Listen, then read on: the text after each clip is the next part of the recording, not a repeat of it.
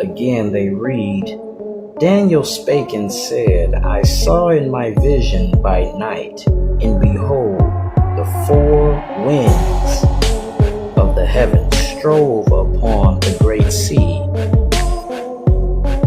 and four great beasts came up from the sea, diverse one from another. The first was like a lion, and had eagle's wings. I beheld, till the wings thereof were plucked, and it was lifted up from the earth, and made stand upon the feet as a man, and a man's heart was given to it.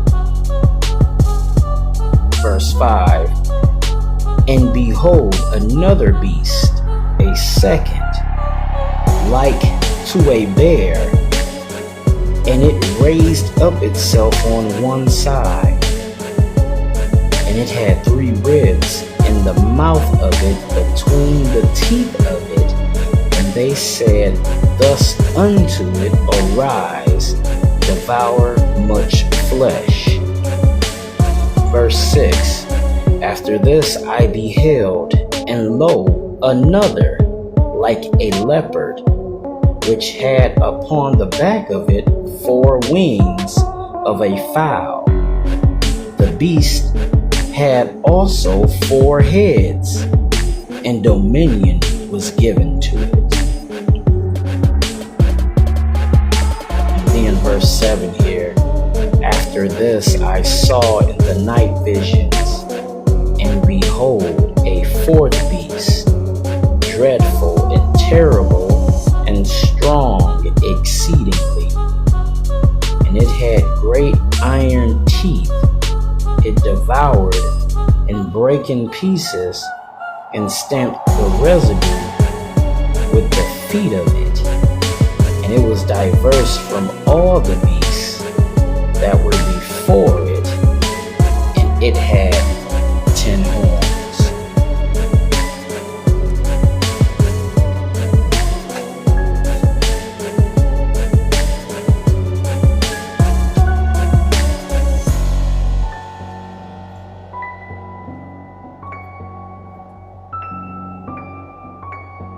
According to Daniel 7,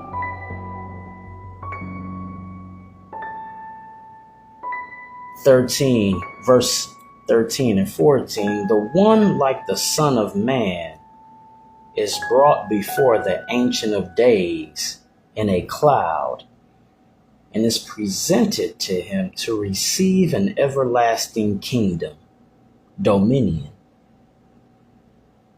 and glory. This passage is commonly understood in Christian theology as referring to Jesus Christ, the Son of Man, receiving authority from God the Father. In Daniel 7, the interpretation of the vision of the 4 beasts is revealed to Daniel by one of those standing nearby, is what the scripture said, who is described as an angelic being. This angelic interpreter explains the meaning of the 4 beasts and the final triumph of the saints to Daniel. The 4 beasts represents 4 kings or kingdoms that will rise from the earth. The outcome is the holy people of the Most High, saints, will eventually receive and possess the everlasting kingdom. Before the interpretation, Daniel sees the Ancient of Days, God, judging the beast and giving one like the Son of Man dominion. According to Daniel 7, the little horn, often interpreted as an 11th horn, rising among 10 that speaks against the Most High, is a figure commonly understood in theology to be the Antichrist. Daniel 7 describes this power emerging from the fourth beast, interpreted as the Roman Empire, and having eyes like a man and a mouth speaking boastful or blasphemous words. Interpreters, futurists, and historians identify this little horn as a future world leader or man of sin, man of lawlessness, mentioned in 2 Thessalonians. Protestant reformers and historical interpreters often identify the little horn as the papacy of the Roman Catholic Church.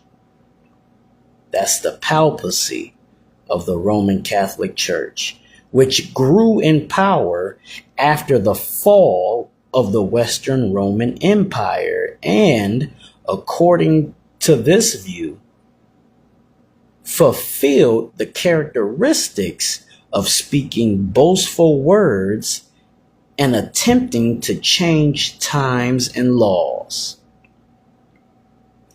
Now, critical scholars and some commentators identify the little horn in Daniel 7 and 8 as Antiochus Epiphanes, a Seleucid king of the 2nd century BC, who persecuted the Jewish people and desecrated the temple. However, others argue this view confuses the little horn of Daniel 7, the Rome, with that of Daniel 8, Greece.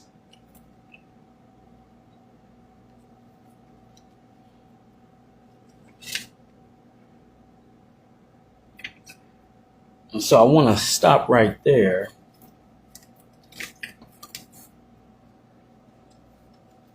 because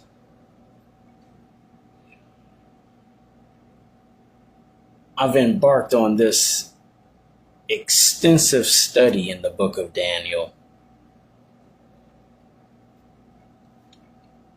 And I love that Daniel has taken me down this historic review and understanding these cultures that came up during the time. Again, I'm an addict named Christopher, and I practice biblical theology. This is studying the Bible and the history around it.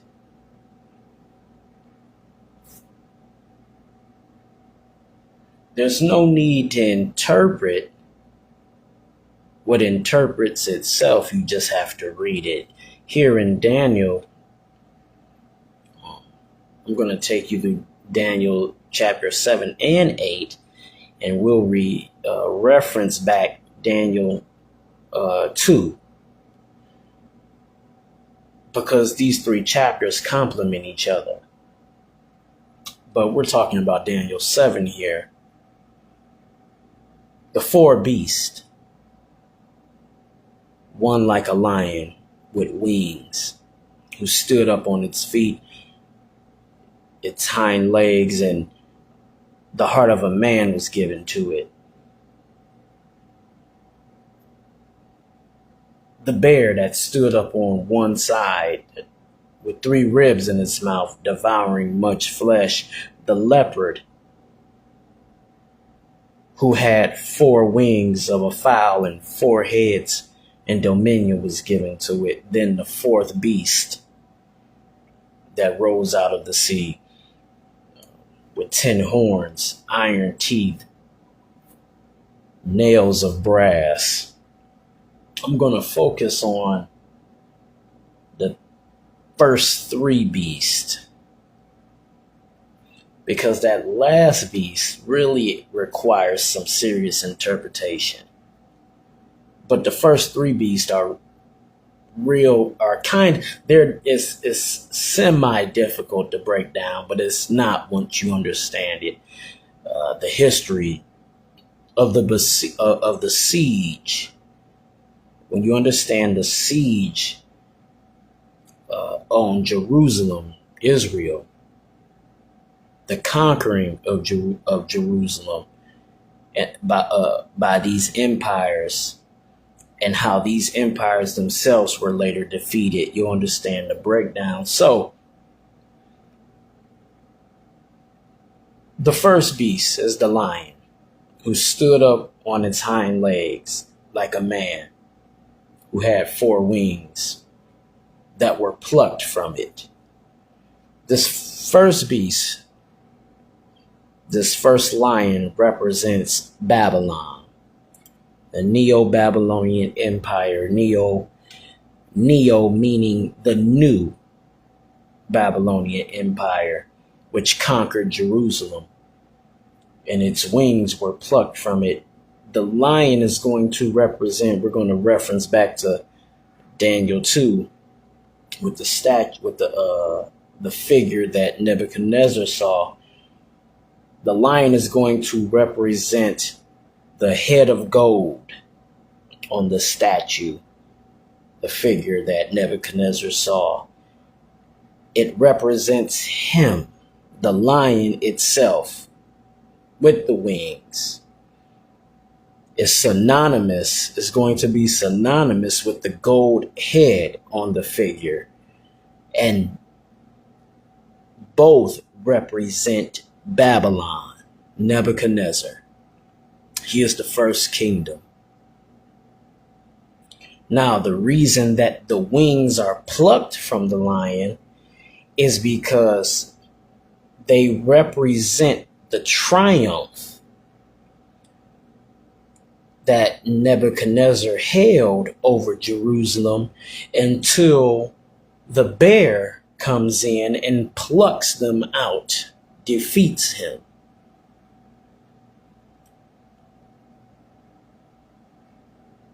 The second, now this is what's real good. I'm gonna take you down through there.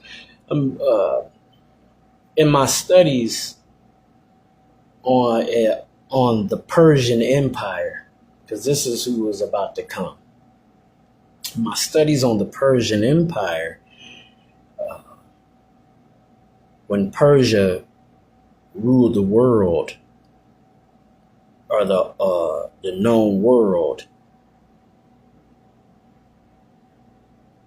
you come across something called the Nabonidus Chronicles, or you can read the Babylonian tablets. Now,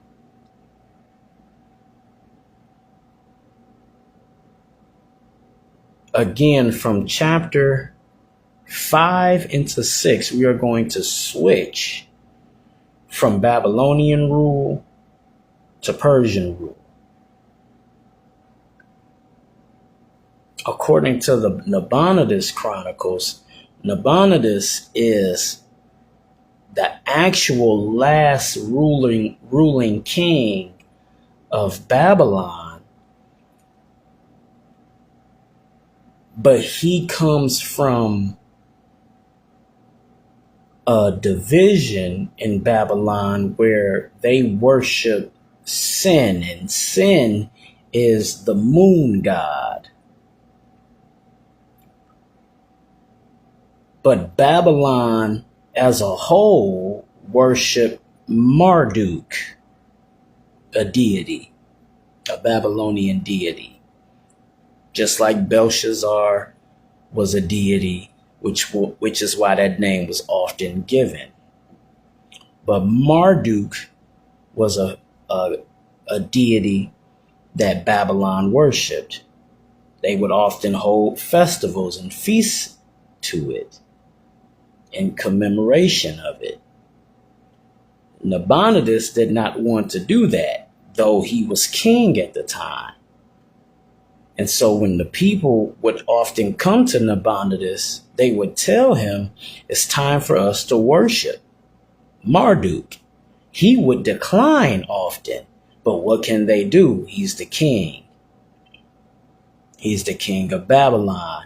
And so when you read the Babylonian tablets, it's translated that Nabonidus would erect temples that they destroyed during the siege. He would have officials and Israelites themselves rebuild and reconstruct these temples, only to place Sin, the moon god, and its symbol as the deity of worship, which made a lot of Babylonian citizens frustrated with Nabonidus. Nabonidus ends up taking a pilgrimage to Timai, an area in Lydia. But while he, in commemoration of Sin and the moon god, and his way there, he was known for erecting temples to commemorate this moon god. Well, while he was gone, he puts his son Belshazzar in charge. This is where Belshazzar comes in. And Belshazzar is placed as a co-regent king. I thought he was a vassalage king, but he isn't. He's a co-regent. This is Nabonidus' son, Belshazzar. You're going to hear through the scripture where the confusion comes in, where people like to associate Belshazzar being the son of Nebuchadnezzar. He's not. Daniel describes him as coming from the lineage of Nebuchadnezzar, a descendant on the throne of Nebuchadnezzar. So Belshazzar is not to be confused with the son of Nebuchadnezzar. He's the son of Nabonidus. And Belshazzar is made king by Nabonidus while he has left Jerusalem to go on a 10-year pilgrimage. And he leaves during the time of a feast in commemoration of Marduk, which this leaves the Babylonian citizens frustrated, really mad at him.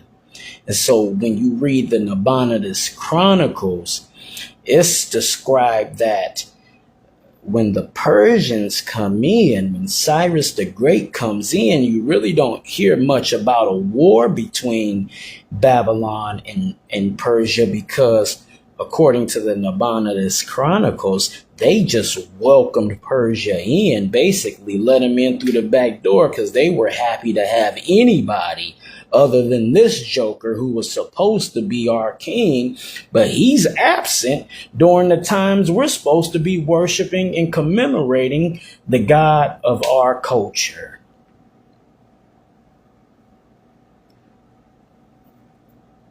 Which is why Belshazzar wasn't really a long reigning king.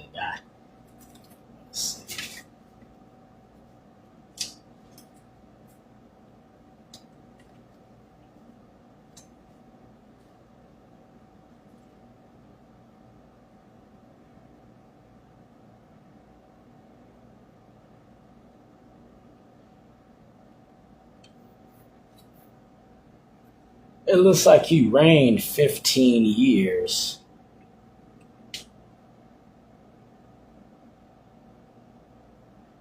Maybe 20, but the people still did not take to Belshazzar. Well, not really, because Belshazzar and Nabonidus's rule ran side by side, because again, he was a co-regent ruler. So Belshazzar's rule was actually Nabonidus's rule. But I'm saying all of that because that's the history around it, because in the final analysis, Nabonidus was such a bad ruler, a neglectful ruler, a derelict even, that the people of Babylon were happy to allow Persia, Cyrus the Great, to come in and conquer. Now, that's the lion. Okay, that's the kingdom. That's the kingdom, the golden head, Babylon, Nebuchadnezzar, and all the rulers after him. The second beast, the bear, is going to represent Persia. Now, I don't even have to go into chapter 8, because their chapter 8 is going to expound more on Persia and the Third Empire.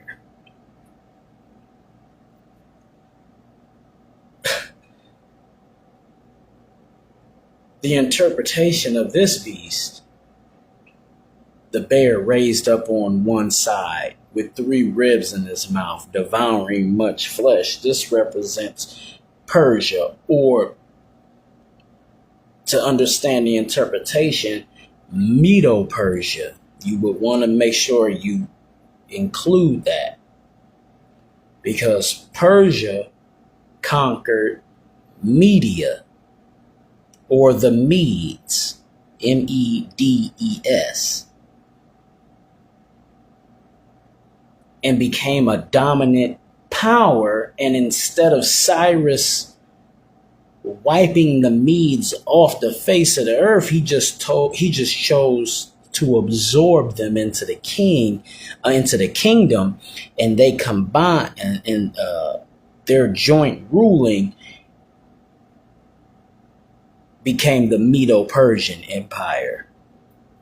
So the Persia, being more dominant than the Medes,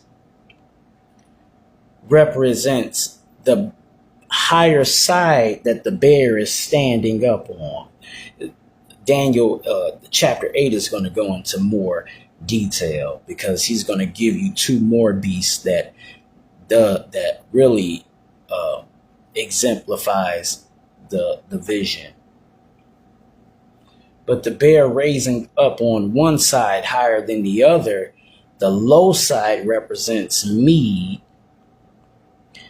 the high side represents Persia. They will become the Achaemenid Empire. Achaemenid was a ruler during the Persian conquest, and Cyrus ends up naming it the Achaemenid Empire in commemoration to this guy. That's another hit. That's some more history around it. Now, the ribs in its mouth, the 3 ribs in its mouth, devouring much flesh, is believed to be the regions and the northeast and south divisions that Persia conquered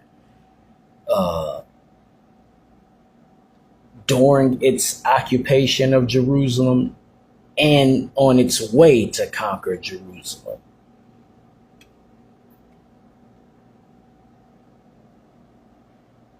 Persia is going to represent the arms and chest of silver, that Nebuchadnezzar saw in his vision on the statue. So here you have the head of gold that represented Babylon, that represented simultaneously the lion.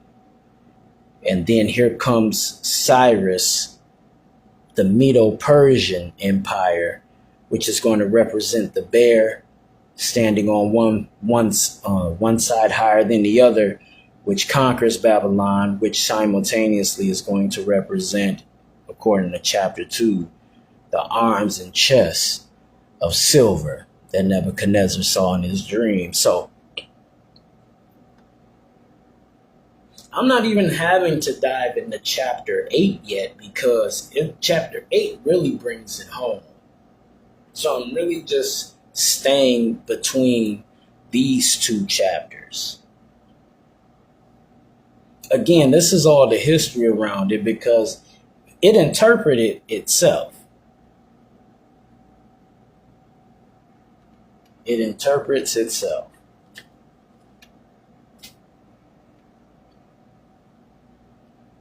I love how between chapters 5 and 6 in the book of Daniel, in case I skipped over it, we shift from Babylonian rule into Persian rule between those two chapters alone.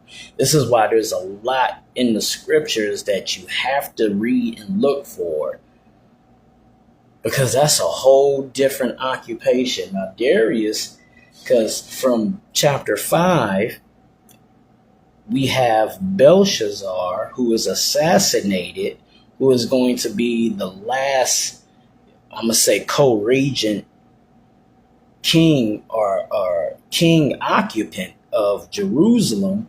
And then right into chapter 6, we are introduced to Darius, who is the one who is the 1, 2, 3, 4, 5th Persian ruler. So we have some years that has passed by under this Persian occupation that we don't hear about in Daniel, but it's important to understand and follow.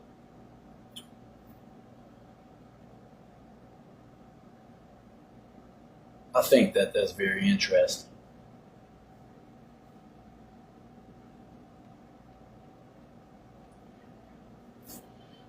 Now, if you're still with me, the third beast, which my studies have really taken me on, is going to represent the Greco-Roman Empire, Greece, the leopard, with wings, with 4 wings of a fowl and 4 heads, and was given dominion. The leopard is going to represent the legs and torso of is it brass? I want to say it's brass. It may have been bronze. But this is going to represent Greece. And the reason the leopard has the 4 wings is because the ruler of Greece that conquers Persia is going to be Alexander the Great. And Alexander the Great, his history, he conquers the known world expeditiously. He flies through kingdoms and conquers them, which represents the speed of the 4 wings. And the leopard in and of itself being fast. Alexander dies at a young age, I believe like 32. And because he has no heir, he had two sons who were killed. And because he has no heir to his throne, he raises up four of his generals, his lifelong friends. I'm in the first book of Maccabees in the Apocrypha, which is where this has taken me. And it's describing all about, the Persian downfall due to Greece conquering them, and then Alexander the Great's rule, and the Maccabean revolt of how they take back Jerusalem. It's real interesting because, there is like this, we know under Cyrus, under Persia, Israel were allowed back into Jerusalem to reconstruct the temple, which is going to be known as the second temple building, the second temple period. But it gets destroyed again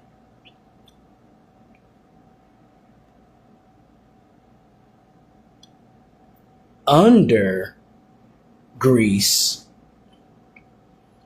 But when the Maccabean revolt comes in, they usher back in a revitalization of the temple, which is real interesting. But I'll save that for next time. But Alexander dies. He represents the Greco Empire, Greece, which simultaneously represents the legs and torso of bronze, I believe it is, of the statue that Nebuchadnezzar saw in his dream in chapter 2. These are all kingdoms, kings and kingdoms, which interpret themselves, but it helps you understand the interpretations if you learn the history around them, because there is a history. And people neglect the history, so they don't get a real good understanding of what's going on, other than just good talk.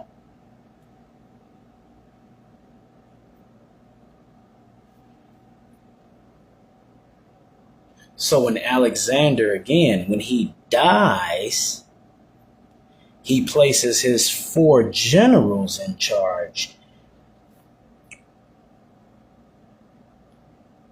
Now here it is right here. We're going to bring this thing to a crescendo.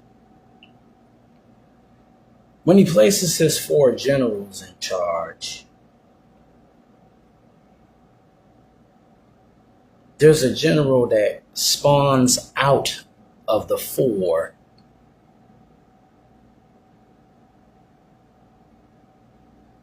who not just speaks boastfully or blasphemous against the Ancient of Days, who in this chapter is dubbed God, but he also destroys the temple, enslaves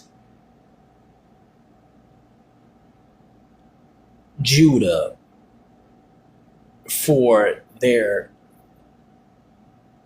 Hebraic practices, for practicing Judaism. And he ushers in the worship of the Greek god Zeus.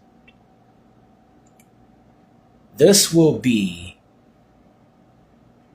and he places the altar of Greece over the altar of God. This will be known as the abomination of desolation.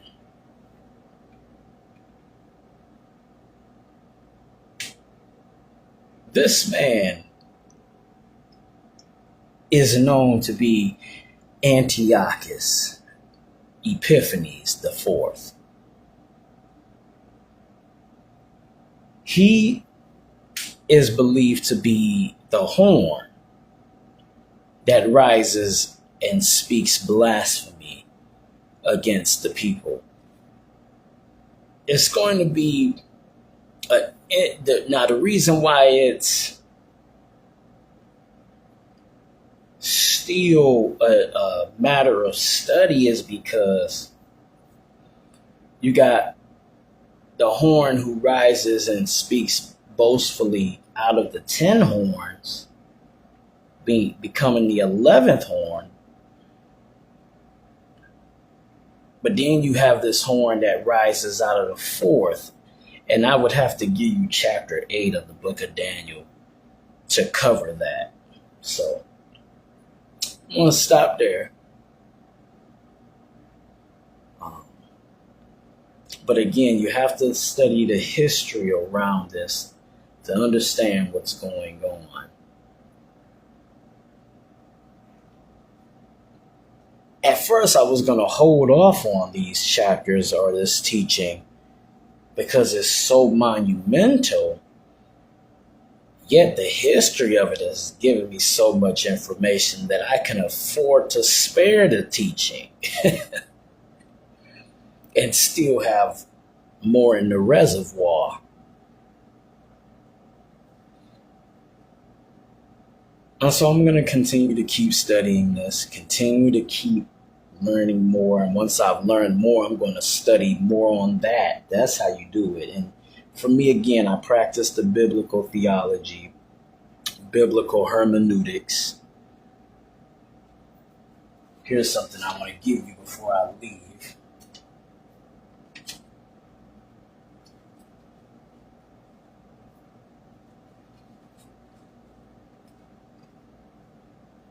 On just what the hermeneutic circle is. For those of us who practice biblical theology and amalgamating history with the Bible, it's important to know this. The hermeneutic circle is a fundamental concept where understanding is viewed as a circular process. Again, the hermeneutic circle is a fundamental concept where understanding is viewed as a circular process. To understand the whole text, one must understand the individual parts. But to understand the parts, one must have a sense of the whole. It is a continuous iterative process of contextualization.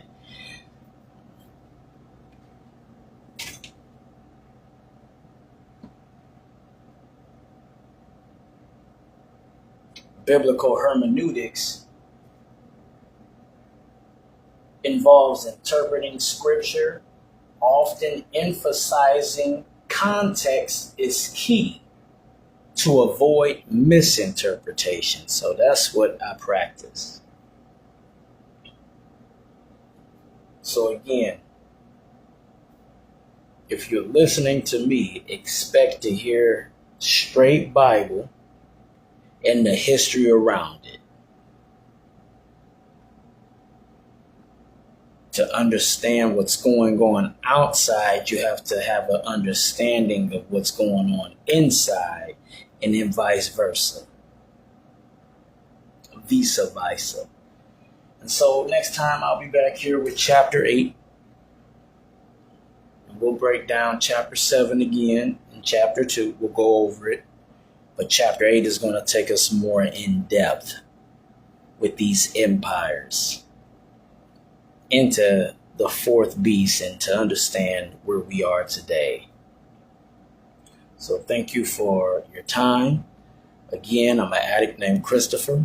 Thank you for allowing me to share.